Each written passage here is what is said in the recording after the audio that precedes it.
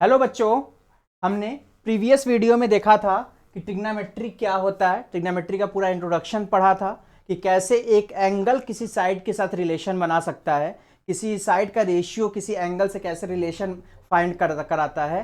इस चीज़ के बारे में हमने बेसिक सब कुछ जान लिया था। उसमें एक शॉर्टकट हमने भी सीखा था कि P B P upon H H B को कैसे हम याद कर सकते हैं। Sine theta, cos theta, tan theta, इन सब का रिलेशन हमने पहले वाले वीडियो में देख लिया था।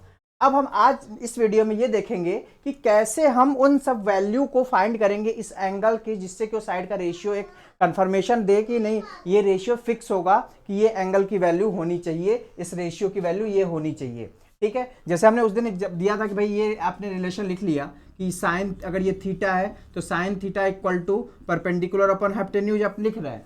अगर परपेंडिकुलर अपॉन हाइपोटेन्यूज लिख रहे हैं तो इस परपेंडिकुलर और हाइपोटेन्यूज की जो रेशियो की वैल्यू होगी वो होगी कितनी।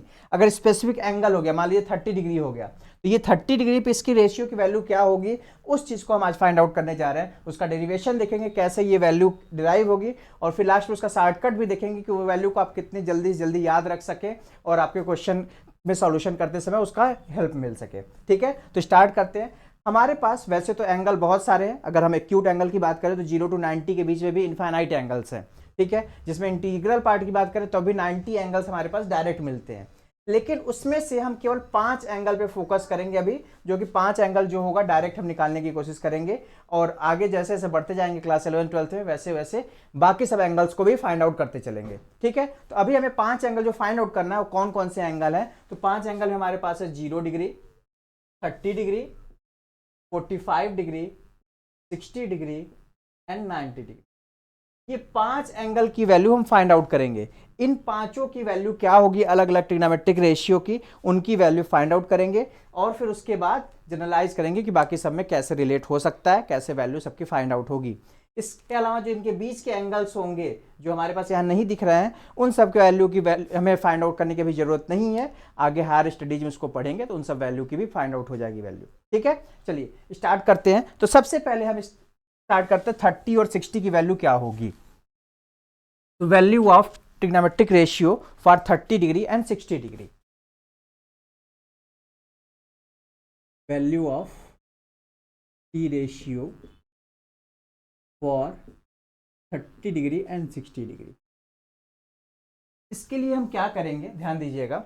इसके लिए हम करेंगे क्या कि एक इक्विलेटरल ट्रायंगल बनाते हैं। इक्विलेटरल ट्रायंगल पता है आपको, उसकी सारी प्रॉपर्टीज आप लोगों को आइडिया है। ठीक है, ये हमने एक इक्विलेटरल ट्रायंगल बना लिया।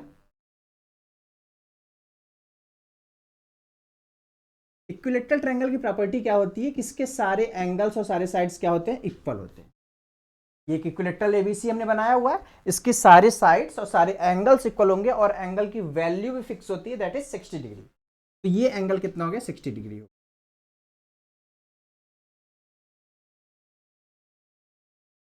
अब हमने पहले लेक्चर में ये बताया था कि जो ट्रिग्नोमेट्री हम अभी पढ़ेंगे वो केवल और केवल राइट एंगल ट्रायंगल में पढ़ना है।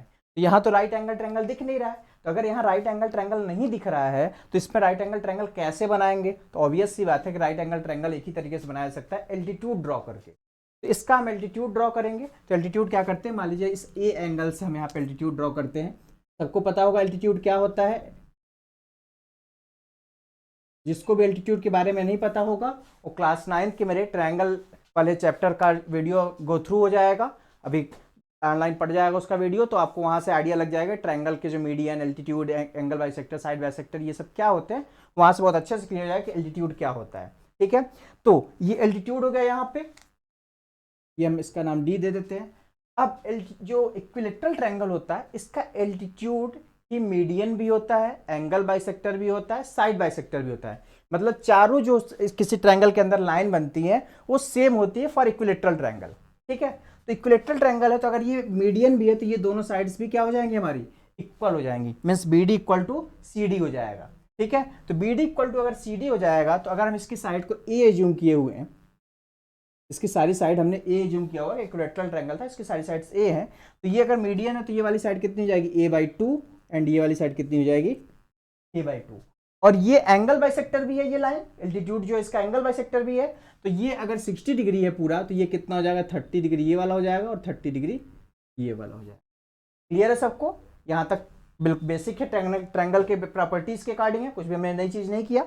अब यहाँ पे हमें क्या करते हैं, छोटा सा करते हैं, इस एल्टीट्यूड की लेंथ निकालते हैं, ये जो हाइट है इसकी लेंथ निकालते हैं। तो देखिएगा ध्यान से, एडीसी ट्रायंगल अगर आप देखेंगे तो इसमें पाइथागोरस आप यूज कर सकते हैं।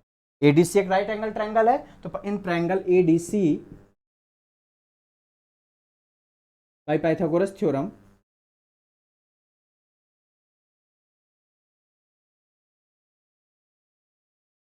We have AC square equal to AD square plus CD square. इस ट्रायंगल में क्या होगा, हाइपोटेन्यूज का स्क्वायर जो होता है वो परपेंडिकुलर स्क्वायर और बेस के स्क्वायर के समेशन के इक्वल होता है। तो यहाँ पे हमने AC स्क्वायर, इसका हाइपोटेन्यूज बन गया, और ये बेस CD स्क्वायर हो गया और परपेंडिकुलर AD स्क्वायर हो गया।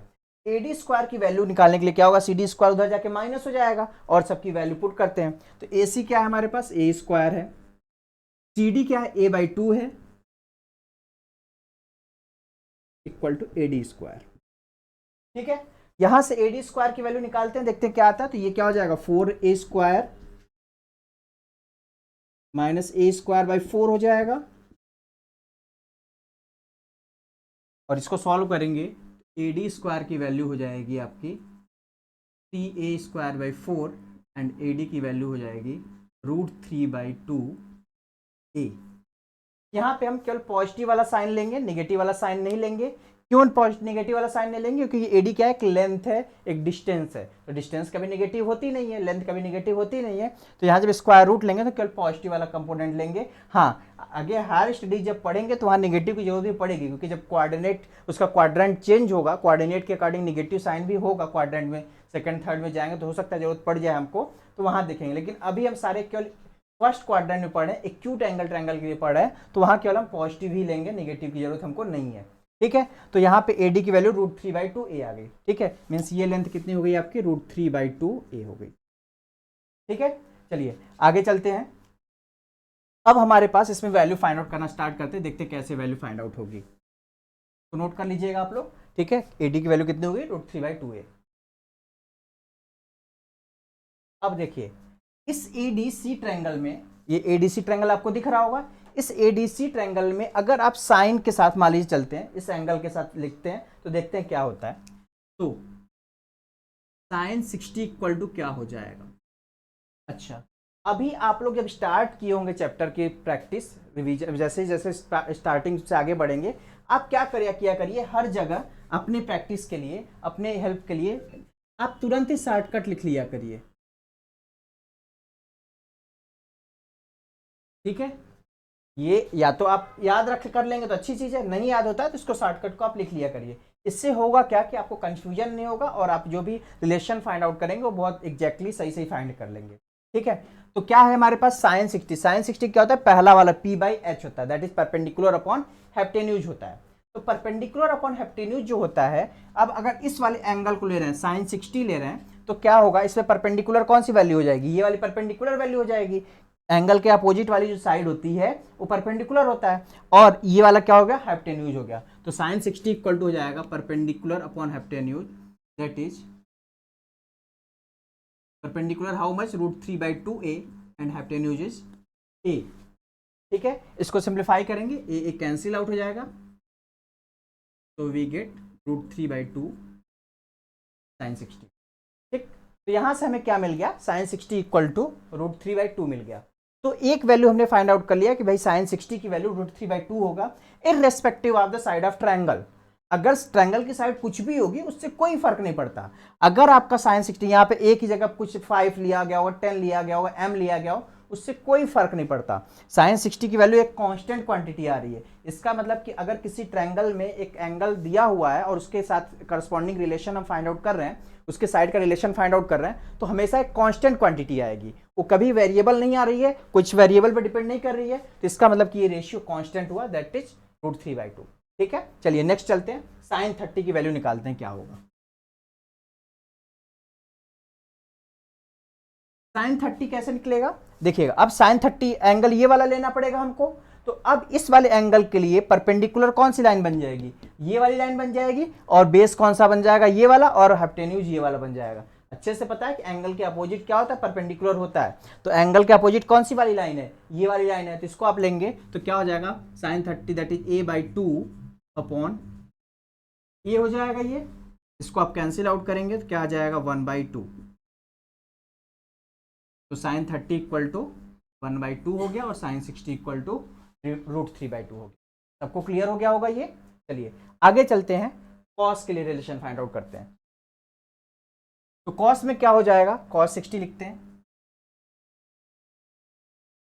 कॉस 60 क्या होता है, बेस अपॉन हाइपोटेन्यूज। कॉस का जो रिलेशन होता है वो ये बीच वाला होता है, बेस अपॉन हाइपोटेन्यूज। तो बेस अपॉन हाइपोटेन्यूज क्या हो जाएगा, तो बेस अपॉन हाइपोटेन्यूज, बेस हमने बताया कि एंगल के अटैच जो होता है, एडजेसेंट जो होता है उसको हम बेस कहते हैं। तो एंगल से अटैच कौन सी साइड है, ये वाली साइड है, तो ये हमारा बेस बनेगी और ये हाइपोटेन्यूज है ये। तो यहाँ पे a/2 अपॉन a बन जाएगा,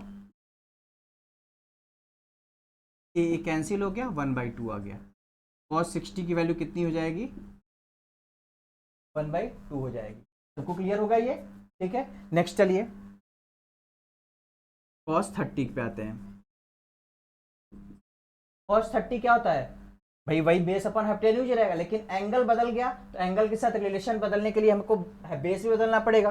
30 कौन सा, ये वाला एंगल है, तो 30 अगर ये वाला एंगल है तो बेस कौन सा लेना होगा आपको, ये वाला लेना होगा। तो बेस अगर ये वाला लेंगे आप तो बेस कितना हो जाएगा, √3/2a अपॉन हाइपोटेन्यूज क्या हो जाएगा ए कैंसिल हो गया, √3/2 आ जाएगा कॉस 30 की वैल्यू,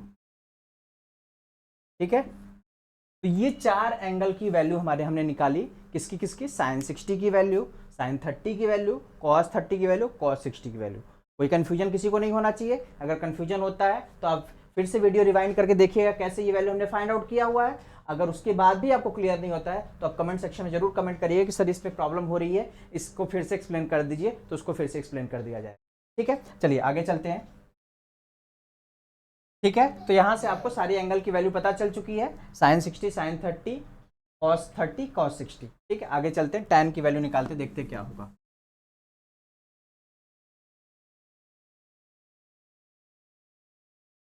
तो इसी फिगर में tan की वैल्यू निकालते हैं, देखते क्या होता है। तो tan 30 की वैल्यू अगर आपको निकालनी है तो tan 30 क्या होता है, मतलब tan क्या होता है, परपेंडिकुलर अपॉन बेस होता है। तो परपेंडिकुलर अपॉन बेस निकालना है आपको, तो परपेंडिकुलर अगर 30 के लिए लेंगे तो परपेंडिकुलर a/2 बनेगा और बेस क्या बनेगा, √3/2a बनेगा, ठीक है। और इसका सिंप्लीफिकेशन आपको आता है, इसका हमने अपने जो शॉर्ट्स वाले वीडियो है उसमें हमने इसका सिंप्लीफिकेशन करके बताया कि कैसे कौन सा किससे मल्टीप्लाई होता है और कैसे कैंसिलेशन होता है। तो यहाँ से क्या होगा, ये 2 कैंसिल आउट होगा और ये a कैंसिल होगा। यहाँ से क्या आ जाएगा, 1/√3 आ जाएगा। तो tan 30 की वैल्यू क्या हो गई, 1/√3 हो गई, ठीक है। चलिए tan 60 की वैल्यू निकालते हैं।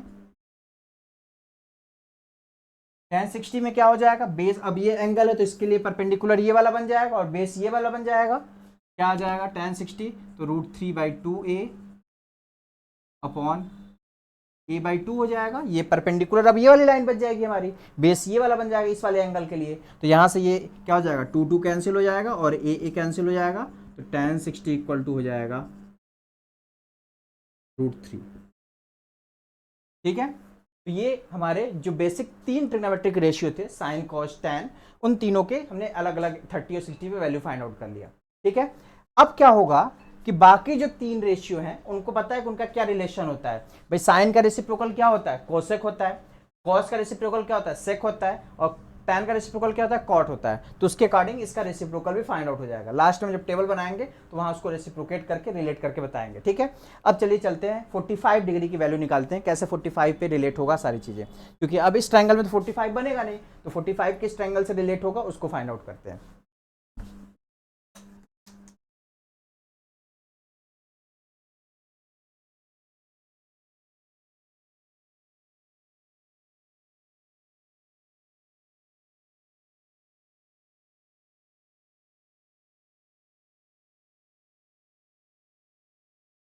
फोर्टी फाइव की वैल्यू फाइंड आउट करने के लिए क्या करते हैं, हम एक आइसोसेलेस राइट एंगल ट्रायंगल बना लेते हैं। आइसोसेलेस राइट एंगल ट्रायंगल बनाने से हमको एडवांटेज क्या मिलेगा, ये तो 90 डिग्री कंफर्म है, राइट एंगल ट्रायंगल है ये तो तो बाकी जो दोनों बचे हुए एंगल है, अगर आइसोसेलेस ट्रायंगल होगा तो उसके दोनों एंगल्स इक्वल होंगे, और जब दोनों एंगल इक्वल होंगे तो उनकी वैल्यू क्या हो जाएगी 45 45। तो ये हमको एडवांटेज मिल जाता है यहाँ पे कि अगर हम आइसोसेलेस राइट एंगल ट्रायंगल बनाएंगे तो ये दोनों एंगल हमको 45 मिल जाएगा।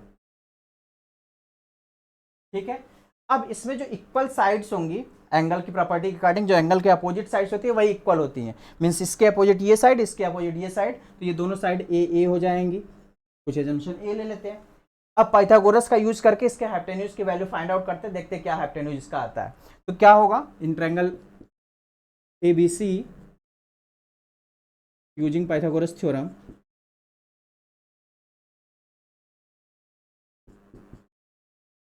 क्या हो जाएगा AC square equal to AB square plus BC square. ये AC square hypotenuse square equal to perpendicular और बेस का स्क्वायर का समेशन होगा, तो ये लिख लिया हमने। AC square equal to AB कितना है A स्क्वायर, BC कितना है A स्क्वायर, ऐड करेंगे तो 2A स्क्वायर हो जाएगा, और यहां से AC की वैल्यू हो जाएगी √2A। ठीक है, इसका मतलब इसका जो हाइपोटेन्यूज आ गया वो कितना आ गया √2A आ गया। ठीक है, इसमें किसी को कंफ्यूजन नहीं होगा, सिंपल सा पाइथागोरस हमने लगाया हुआ है। ठीक है, अब चलते हैं इसमें वैल्यू फाइंड आउट करने। तो सबसे पहले साइन की वैल्यू फाइंड करते हैं, तो साइन 45 की वैल्यू फाइंड आउट करते हैं, देखते हैं क्या होता है।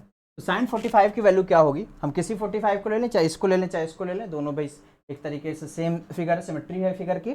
तो यहाँ पे अगर 45 ये वाला लेते हैं तो परपेंडिकुलर ये वाला होगा और हाइपोटेन्यूज ये वाला होगा। तो साइन क्या होता है परपेंडिकुलर अपॉन हाइपोटेन्यूज होता है। परपेंडिकुलर कितना हो गया ए हो गया, और हाइपोटेन्यूज कितना हो गया √2A हो गया। ए कैंसिल हो जाएगा, कितना आ जाएगा 1/√2 आ जाएगा। तो साइन 45 की वैल्यू आपकी कितनी आ गई 1/√2 आ गई। ठीक है, अगला चलिए cos 45 की वैल्यू देखते हैं। तो cos 45 के लिए बेस ये बनेगा और हाइपोटेन्यूज ये बनेगा, तो क्या हो जाएगा base upon hypotenuse, that is base कितना है a और हाइपोटेन्यूज कितना है √2A। ए कैंसिल हो गया, क्या आ गया 1/√2 आ गया। तो cos 45 की वैल्यू हो जाएगी 1/√2। ठीक है, तो ये भी देखिए कांस्टेंट क्वांटिटी आ रही है, सारे एंगल के जो रेशियो है वो एक कांस्टेंट क्वांटिटी आ रही है। tan का भी फाइंड आउट कर लेते हैं, देखते हैं क्या होता है।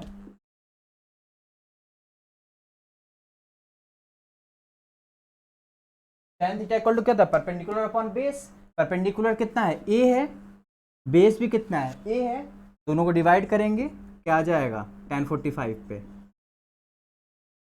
1 आ जाएगा। कोई कंफ्यूजन नहीं होना चाहिए किसी को। तो यहां से हमने देखा कि साइन कॉस tan की 60 पे 30 पे 45 पे क्या क्या वैल्यू आती है। अब हमारे पास दो एंगल और रह गए 0 और 90 की। ठीक है, उनको देखते कैसे रिलेट होगा, और थोड़ा सा उन पे हमें अपना एजम्पशन लेना पड़ेगा, थोड़ा सा इमेजिन करना पड़ेगा कैसे वो चीज़ पॉसिबल हो रही होगी, क्योंकि 0 और 90 एंगल बनना पॉसिबल नहीं है, इतना आसानी से नहीं बनता है वो। ठीक है, तो देखते हैं कैसे वो पॉसिबल है, क्या क्या चीज़ है। यहाँ तक सबको क्लियर हो गया होगा। चलिए 0 के लिए फाइंड आउट करते हैं कैसे फाइंड आउट होगा।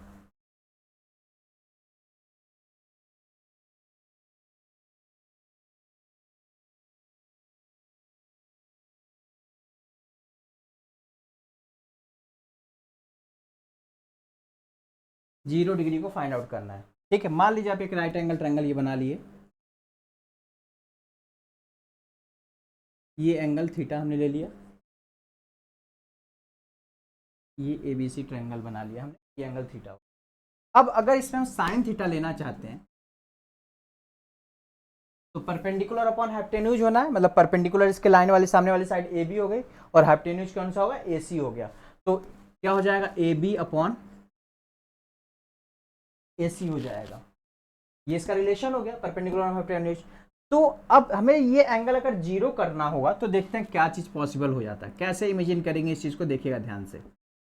अगर ये एंगल जीरो हुआ तो अब क्या मॉडिफिकेशन होगा इस फिगर में, ध्यान से देखिए क्या होगा। ये एंगल जैसे जीरो होगा, ये देखिए जीरो हो रहा है एंगल, ये क्या करेंगे हम ऐसे अगर रिड्यूस करेंगे इस एंगल को ऐसे, तो ये इस वाले लाइन पे आने के बाद क्या हो गया, ये जीरो हो गया, जीरो हो गया। ये देखिए ध्यान से, ये थीटा है, ऐसे ऐसे धीरे धीरे रिड्यूस करते हुए इस पे जब आएंगे तो ये एंगल पूरा जीरो हो चुका है। जब ये एंगल जीरो हो जाएगा तो इस समय परपेंडिकुलर किसकी लेंथ कितनी हो जाएगी, जीरो हो जाएगी, क्योंकि अब परपेंडिकुलर ये लाइन जो हाइपोटेन्यूज वाली लाइन है इस बेस वाले से कोइंसाइड कर जा रही है, मैच कर जा रही है। तो जब मैच कर गई तो ये परपेंडिकुलर वाली लेंथ जीरो हो गई। जब परपेंडिकुलर वाली लेंथ जीरो हो गई तो यहाँ पे परपेंडिकुलर जीरो हो गया, और AC तो जो बेस के इक्वल हो जाएगा, ये जब इस पे आके कोइंसाइड करेगी तो इसके इक्वल हो जाएगा। तो यहाँ से क्या आ जाएगा, ये जीरो अपॉन समथिंग क्या हो जाता है, जीरो हो जाता है। तो साइन जीरो की वैल्यू क्या हो जाएगी, जीरो हो जाएगी। क्लियर है सबको? आ जाते हैं 90 में, सॉरी कॉस जीरो की वैल्यू देखते हैं क्या होता है। कॉस जीरो क्या होता है, बेस अपॉन हाइपोटेन्यूज होता है, that is BC upon AC होता है। फिर से भाई जब ये एंगल इस पे जीरो हो चुका है तो इसका हाइपोटेन्यूज और बेस दोनों एक दूसरे से कोइंसाइड कर गए हैं, मतलब दोनों क्या हो जाएंगे, इक्वल हो जाएंगे। For 0 degree BC equal to क्या हो जाएगा, AC हो जाएगा। जब ये दोनों इक्वल हो जाएंगे BC अपॉन BC लिख सकते हैं इसको, ये कैंसिल आउट होके क्या आ जाएगा आंसर, 1 आ जाएगा। तो कॉस जीरो की वैल्यू क्या होती है, 1 होती है। क्लियर हुआ सबको, कोई दिक्कत नहीं है? आगे चले 90 भी देखते हैं क्या होता है। पहले tan का भी देख लेते हैं, इजी है। tan का भी क्या होता है, परपेंडिकुलर अपॉन बेस होता है। अब जब ये इस पे कोइंसाइड किया था तो परपेंडिकुलर की लेंथ कितनी हो गई, जीरो हो चुकी है ना। जब परपेंडिकुलर की लेंथ जीरो हो गई तो यहाँ भी परपेंडिकुलर अपॉन बेस करना है, तो zero upon something base BC करना होगा। तो जीरो अपॉन फिर से नंबर कुछ क्या हो जाएगा, जीरो आ जाएगा। तो tan जीरो की वैल्यू भी क्या हो जाएगी, 0 डिग्री आ जाएगी। तो साइन जीरो और tan जीरो की वैल्यू क्या आ गई है, जीरो आ गई है, और कॉस जीरो की वैल्यू 1 आ गई है। कैसे आई है आपको क्लियर दिख रहा होगा, ठीक है। चलिए अब 90 पे आते हैं, 90 पे क्या होगा वैल्यू।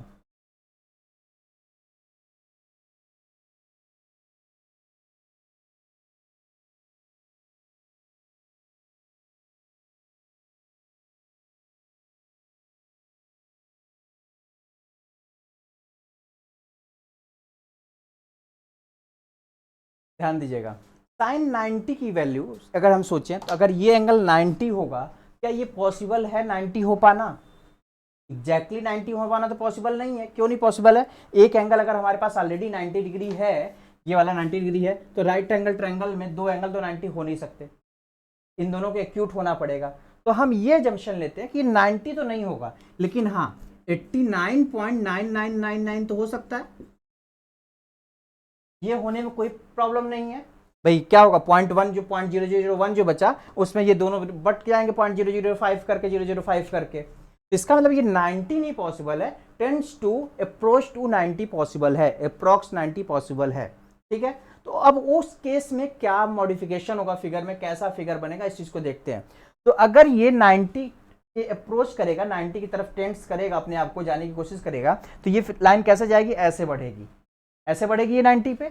जब ये लाइन ऐसे होगी तो उस केस में क्या सिचुएशन बनेगा, उस केस में देखिएगा जिसका परपेंडिकुलर है और जिसका हाइपोटेन्यूज है दोनों अप्रॉक्स इक्वल बन जाएंगे, ठीक है। देखिएगा कैसे, ये जब लाइन ये आगे ऐसे बढ़ेगी इधर की तरफ तो दोनों लाइन क्या हो जाएंगी, लगभग बराबर हो जाएंगी। जैसे से ये आगे बढ़ेगा वैसे वैसे ये आगे बढ़ेगा, और आगे बढ़ते बढ़ते जब इनफाइनाइट पे जाके दोनों होंगे तो दोनों इक्वल हो जाएंगे। तो वहां से साइन 90 इक्वल टू क्या हो जाएगा, परपेंडिकुलर अपॉन हाइपोटेन्यूज होता है, तो दोनों इक्वल हो जाएंगे, that is AB equal to AC हो जाएगा। तो AB upon AB equal to 1 हो जाएगा। इस चीज को इमेजिन बहुत अच्छे से करिएगा, नहीं कंफ्यूजन होता रहेगा कि हमने कहा कि भाई जब 90 डिग्री होगा तो ये ऐसे जाके परपेंडिकुलर हो जाएगा, तो परपेंडिकुलर के आसपास में जब जाएंगे तो ये वाली लाइन और ये वाली लाइन क्या हो जाएगी, दोनों सेम हो जाएगी, ठीक है। तो यहां से साइन 90 की वैल्यू 1 आ गई।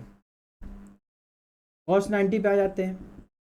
जब कॉस 90 होगा तो जब ये यहां से यहां आ गया तो बेस क्या हो चुका है, उसका जीरो हो चुका है, ठीक है। जब ये लाइन पूरी यहाँ पे आ गई तो ये एंगल पूरा जीरो हो चुका है। तो यहाँ से मतलब ये बेस वाली लाइन, तो बेस अपॉन हाइपोटेन्यूज होता है, बेस जीरो हो गया तो कॉस 90 की वैल्यू क्या आ जाएगी, जीरो आ जाएगी। अब आइएगा tan में,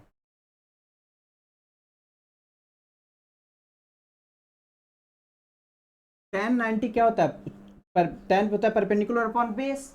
परपेंडिकुलर तो एक कांस्टेंट क्वांटिटी है, एक बहुत बड़ा नंबर मिलेगा हमको, लेकिन बेस क्या हो जा रहा है इस केस में, जीरो हो जा रहा है।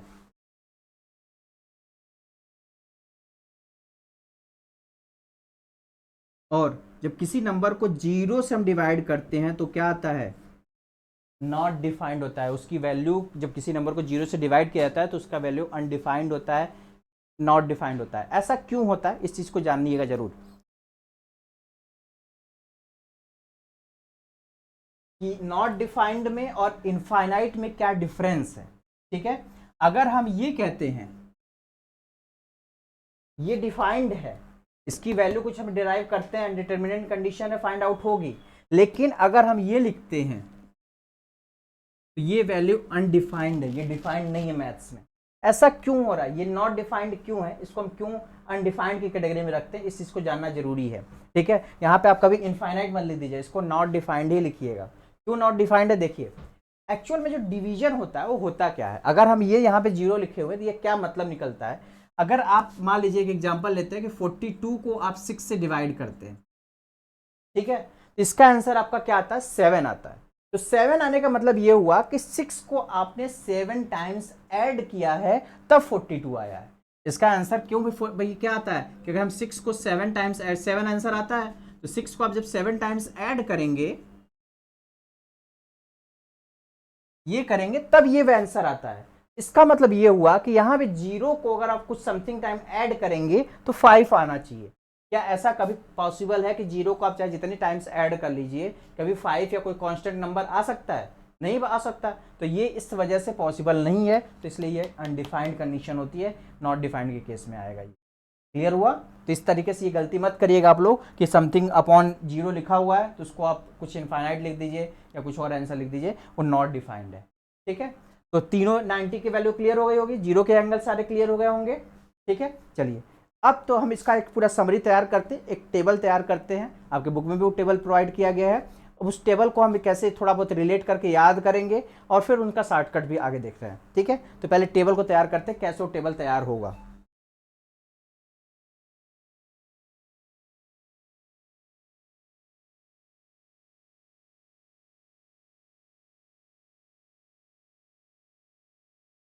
देखिए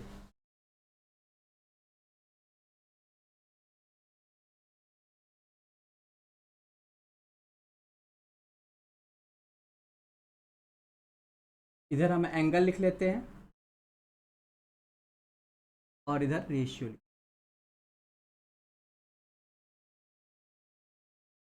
तो एंगल कौन कौन से हमारे पास, जो अभी डिस्कस किया हमने, जीरो डिस्कस किया, 30, 45, 60, 9,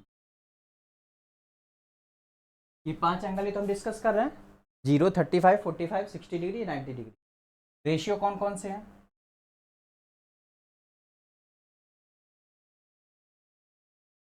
साइन थीटा, कॉस थीटा,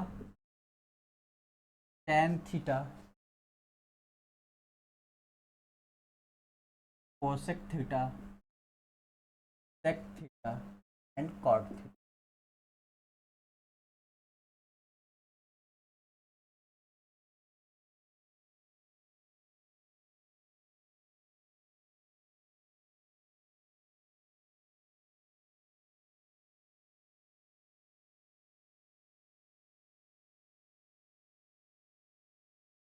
तो देखिएगा अभी हमने साइन की वैल्यू डिराइव की थी, तो साइन जीरो की वैल्यू क्या आ रही थी, जीरो आ रही थी, ये आप लोगों ने देखा होगा, साइन जीरो की वैल्यू जीरो आई है। साइन 30 की वैल्यू 1/2 आई है। ठीक है, साइन 45 की वैल्यू 1/√2 आई है, और 60 की वैल्यू √3/2 आई है, और साइन 90 की वैल्यू 1 आई है। ये वैल्यू हमने अभी डिराइव किया है, ये दोनों हमने इक्विलेटरल ट्रायंगल से 30 या 60 को फाइंड नहीं किया था, ये आइसोसेलेस से, और इसको इमेजिन करके हमने किया। ठीक है, अब कॉस में क्या होगा, कॉस में जो वैल्यू फाइंड आउट करेंगे आप, तो इसी चीज को रिवर्स लिख दीजिए, मतलब यहां से यहां, ये यहां, यहां, इस तरीके से आप रिवर्स प्रोसेस में लिख लीजिए अगर टेबल्स बनाना चाहेंगे तो। ठीक है, नहीं तो हम डायरेक्ट इसकी वैल्यू फाइंड आउट करना सीखेंगे तो वहां से डायरेक्ट भी फाइंड आउट हो जाएगा, लेकिन अगर टेबल से आप निकालना चाहेंगे तो इस तरीके से निकालेंगे। तो क्या हो जाएगा, यहाँ पे यहाँ 1 हो जाएगा, यहाँ पे ये आ जाएगा तो √3/2 हो जाएगा, ये 1/√2 हो जाएगा, ये 1/2 हो जाएगा, और ये 0 होगा। देखिए रिवर्स प्रोसेस हो गया ना पूरा, ये इस तरीके से। tan की वैल्यू आप यहाँ टेबल में डायरेक्ट निकालिएगा, वहां हमने तो डिराइव करके भी देखा कि अलग अलग वैल्यू कैसे आ रही थी, लेकिन यहाँ पे आप डायरेक्ट कैसे निकालेंगे। tan थीटा का रिलेशन आपको अच्छे से पता है कि sine theta upon cos theta होता है। tan थीटा क्या होता है, sine theta upon cos theta भी होता है। साइन थीटा अपन कॉस थीटा हुआ, तो इसका मतलब कि इन दोनों का डिवीजन हुआ, तो 0/0 क्या 1 क्या हो जाएगा, 0 हो जाएगा। 1/2/√3/2 क्या हो जाएगा, 2 कैंसिल आउट हो जाएगा, 1/√3 हो जाएगा। ये दोनों कैंसिल होकर क्या आ जाएगा, 1 आ जाएगा tan45 की वैल्यू। यहाँ से ये 2 कैंसिल हो जाएगा, tan60 की वैल्यू √3 आ जाएगा, और ये 1/something 0 क्या हो जाएगा, नॉट डिफाइंड केस हो जाएगा। क्लियर हुआ सबको? चलिए आगे आ जाते हैं कोसेक में। कोसेक क्या होता है, इसका रेसिप्रोकल होता है, साइन का रेसिप्रोकल होता है, तो इसका रेसिप्रोकल करेंगे तो 1/0, फिर से नॉट डिफाइंड केस। 1/2 का रेसिप्रोकल 2, 1/√2 का रेसिप्रोकल √2, 2/√3 इसका रेसिप्रोकल, और इसका 1 हो जाएगा। ये क्या है, किसका रेसिप्रोकल है, 1/sin, साइन का रेसिप्रोकल है ना, दैट इज 1/sin थीटा हमें फाइंड आउट करना है, तो 1/sin थीटा की वैल्यू इसका रेसिप्रोकेशन करके हम ये आंसर फाइंड आउट कर लेंगे। ठीक है, चलिए सेक थीटा किसका रेसिप्रोकल होता है, कॉस थीटा का होता है, तो कॉस थीटा क्या है, ये है हमारे पास, इसको रेसिप्रोकेट करना है, रेसिप्रोकेट करके आंसर लिखना है, तो रेसिप्रोकेट 1 कितना हो जाएगा, रेसिप्रोकल ऑफ 1 हो जाएगा।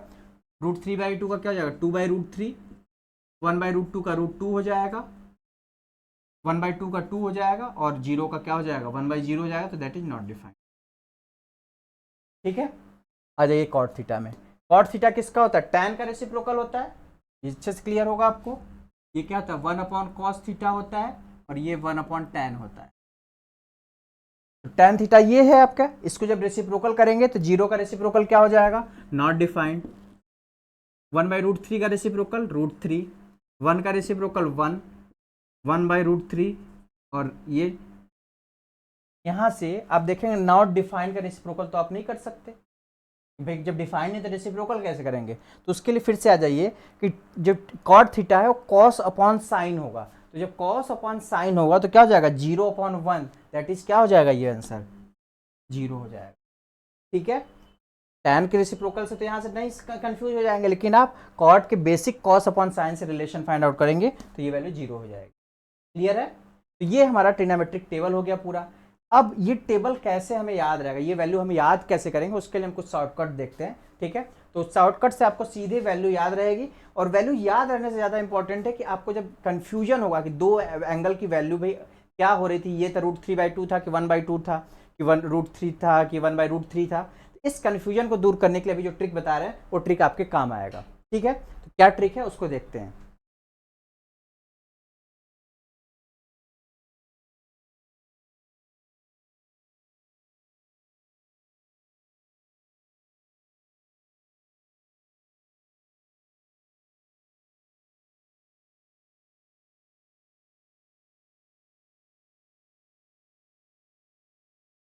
क्या करिएगा, आप लोग अपने हाथ पे, अगर लेफ्ट हैंडर होंगे तो राइट हैंड पे, अगर राइट हैंड वाले होंगे तो लेफ्ट हैंड, इस तरीके से अपने फिंगर्स पे आप यहाँ पे 0 डिग्री, 30 डिग्री, 45 डिग्री, 60 डिग्री और 90 डिग्री लिख लीजिए। छोटा सा यहाँ अपने टिप पे लिख लीजिएगा। कैसे, जैसे हम यहाँ बना रहे हैं, मान लीजिए ये हमारे पास फिंगर्स हो गई हमारी अलग अलग, ये हमारी अलग अलग फिंगर्स हो गई, तो हम क्या करेंगे, यहाँ पे 30 डिग्री लिखेंगे, सॉरी 0 डिग्री से स्टार्ट करेंगे, 0 degree, 30 degree, 45 degree, 60 degree and 90 degree. ठीक है, अब इसके लिए एक छोटा सा फार्मूला आपको याद रखना है। अगर साइन की वैल्यू निकालनी है तो sine theta equal to root के अंदर रहेगा नंबर ऑफ फिंगर्स बिलो। ठीक है, बिलो फिंगर्स की बात कर ले हम, अपॉन 2। क्या मतलब हुआ और कैसे ये वैल्यू फाइंड आउट कराएगा हमको, तो देखिएगा, नंबर ऑफ फिंगर बिलो का मतलब ये हुआ कि जैसे मान लीजिए आप साइन 30 की वैल्यू निकालना चाहते हैं।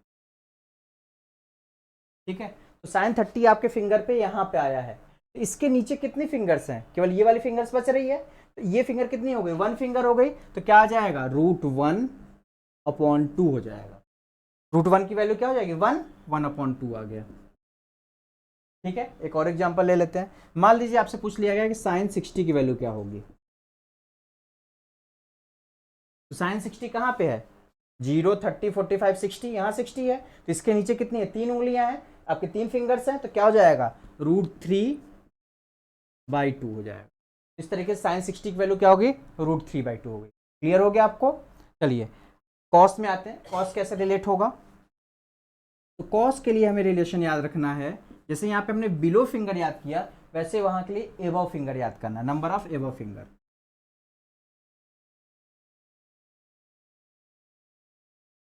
(2). ठीक है, जैसे मान लीजिए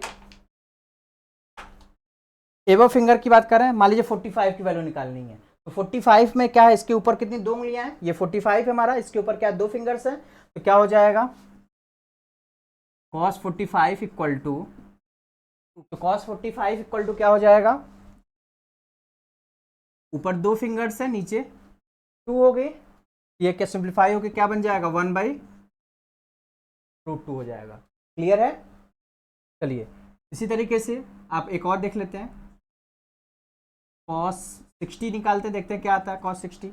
तो 60 कहाँ है, यहाँ पे, इसके अबव कितने फिंगर है, केवल एक है, तो √1/2 दैट इज 1/2 हो जाएगा। क्लियर है, कोई दिक्कत इसमें। चलिए नेक्स्ट देखते हैं tan के लिए। तो tan के लिए क्या याद रखना है आपको,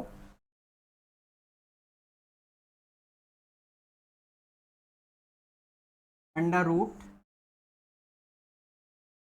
बिलो अपॉन एबव फिंगर, ऊपर बिलो वाला नंबर रहेगा, नीचे एबव फिंगर रहेगा। तो देखिए tan 30 की वैल्यू अगर आपको फाइंड आउट करनी है, तो tan 30 कहाँ, यहाँ है tan 30, इसके नीचे कितनी फिंगर है, एक फिंगर है, तो क्या हो जाएगा, रूट के अंदर 1 हो गया, और नीचे क्या एबव फिंगर, तो 30 के ऊपर कितनी है, 3 लाइन है, तो 3 फिंगर्स हो गई है, तो क्या हो जाएगा √1/3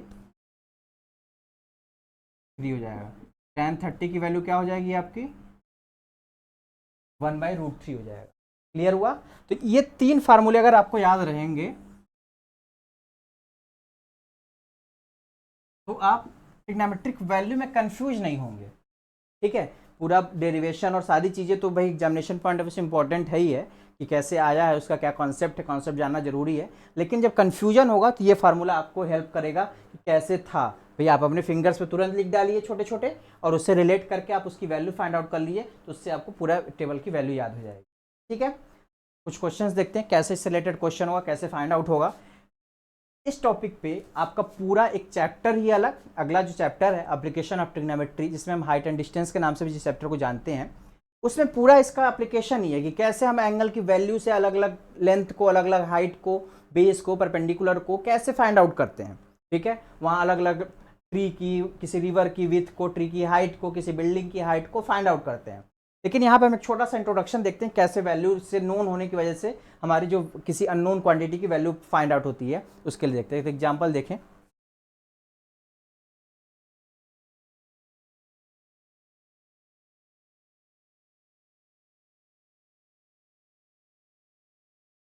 जैसे मान लीजिए एक हमारे पास एक ट्रायंगल है,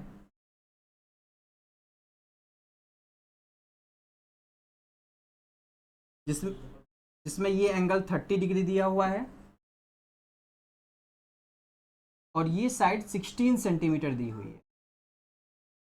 ठीक है, ये एंगल 30 डिग्री दिया हुआ और ये साइड 16 सेंटीमीटर दी हुई है। तो ये साइड अगर 16 सेंटीमीटर दी हुई है आपकी, अब ये दोनों साइड आपसे पूछा जा रहा है कि ए बी की लेंथ बताइए और ए सी की लेंथ बताइए। तो अगर पाइथागोरस यूज करना चाहते हैं यार, तो पाइथागोरस से आप दो साइड कम से कम मिनिमम देनी चाहिए हमको, तब फाइंड आउट हो पाएगा तीसरी साइड, क्योंकि परपेंडिकुलर बेस और हाइपोटेन्यूज को रिलेट दो साइड से नहीं फाइंड आउट हो सकता। तो यहां से हमको एक और क्वांटिटी चाहिए होगी, तो वहां से नहीं होगा। अच्छा, एंगल से हम एंगल को रिलेट कर सकते हैं, भाई ये एंगल 60 डिग्री होगा, ये 90 होगा। इन दोनों साइड को रिलेशन हम बेसिक मैथमेटिक्स के, जब तक जो मैथमेटिक्स पढ़ रहे थे उससे नहीं फाइंड आउट हो सकता, लेकिन अब जो हम पढ़ लिए इस चैप्टर के बाद, इन दोनों साइड्स को भी फाइंड आउट कर सकते हैं कि ये दोनों साइड कितनी होंगी। तो कैसे फाइंड आउट होंगी देखिएगा। तो अब हमारे पास पता है कि ये 16 है, तो ये कितना होगा, तो इसके लिए हमारे पास रिलेशन है ट्रिग्नोमेट्री का tan रिलेशन। tan थीटा क्या बताता है कि भाई परपेंडिकुलर अपॉन बेस होता है। परपेंडिकुलर क्या है, ए बी है, ये हमें अननोन है इस वाले एंगल के लिए, तो tan 30 equal to A B upon, और बेस कितना है 16 सेंटीमीटर है, ये है ठीक है। अब अगर इसको हम इंटर रिलेट करेंगे, इधर जाके मल्टीप्लाई करेंगे, तो tan 30 की वैल्यू आप देखेंगे तो 1/√3 रही होगी, और ये 16 आके इधर से मल्टीप्लाई हो जाएगा तो क्या हो जाएगा, ए बी की वैल्यू आ जाएगी 16/√3 आ जाएगा। तो ये वैल्यू कितनी आ गई, 16/√3 हो गया। ठीक है, चलिए अगला आइए, ए सी की वैल्यू क्या होगी, ए सी की वैल्यू क्या होगी, ए सी की वैल्यू हो जाएगी, साइन के साथ रिलेशन करेंगे तो साइन थीटा इक्वल टू क्या होता है, परपेंडिकुलर अपॉन हाइपोटेन्यूज, परपेंडिकुलर निकल चुका है, या कॉस से रिलेशन निकाल सकते हैं तो साइन 30 इक्वल टू हो जाएगा, परपेंडिकुलर कितना 16/√3 अपॉन हाइपोटेन्यूज हमें निकालना ही है, ए सी इधर मल्टीप्लाई हो जाएगा, ए सी इक्वल टू 16/√3 अपॉन 1/2 हो जाएगा, और ये मल्टीप्लाई होकर क्या आ जाएगा 32/√, ये ए सी के लिए। ठीक है, क्लियर हो गया। तो इस तरीके से हमारे पास जो भी अननोन क्वांटिटी होंगी उसको रिलेशन फाइंड आउट कर सकते हैं। ठीक है, तो ये था value of angles for trigonometric ratios, different type के अलग अलग एंगल्स के लिए हमने निकाला। ठीक, अगर कोई भी डाउट होगा आप कमेंट सेक्शन में जरूर कमेंट करिएगा, किसी तरीके का अप्रिसिएशन होगा कमेंट सेक्शन में करिएगा। ठीक है, और किसी टॉपिक से रिलेटेड आपको कुछ डाउट होगा तो भी आप कमेंट में सेक्शन में क्वेश्चन के फॉर्म में प्रोवाइड कर सकते हैं, उसका वीडियो जल्द से जल्द आपको प्रोवाइड किया जाएगा। बाकी नेक्स्ट वीडियो में मिलते हैं ट्रिग्नोमेट्रिक आइडेंटिटीज़ के साथ।